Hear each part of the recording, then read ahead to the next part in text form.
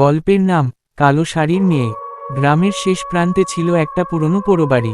লোকেরা বলতো সন্ধ্যা নামার পর ওদিকটায় গেলে আর ফেরা যায় না। তবুও একদিন সাহস করে তিন বন্ধু, রিমন, শরীফ আর তপু, চলে গেল সেই পোড়োবাড়ির ভেতর। চারপাশে ছিল নিস্তব্ধতা আর ঝিঝি পোকার শব্দ। দরজাটা ঠেলে ভেতরে ঢুকতেই হঠাৎ করেই বাতাস ভারী হয়ে গেল।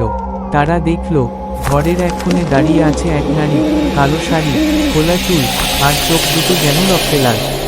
সেই নিঃশব্দে তাদের দিকে তাকিয়ে শুধু একটা কথাই বলল, আমার স্বামীকে ফেরত দাও, নয়তো। হঠাৎ জানালার পর্দা বাতাসে উঠতে লাগলো, যেন ঘরে ঝড় বয়ে যাচ্ছে। তপু চিৎকার করে দৌড় দিল, কিন্তু দরজাটা বন্ধ। রিমন দেখতে পেল মেয়েটা মাটির উপর না হেঁটে ভেসে তার দিকে এগিয়ে আসছে। এক মুহূর্তে বাতি নিভে গেল, চারপাশে শুধু কান্নার আওয়াজ। তাদের কেউ আর সেদিন ফিরে আসেনি। লোকেরা বলে এখনো রাতে পোড়োবাড়ির দিক থেকে ভেসে আসে সেই নারীর কান্নার শব্দ।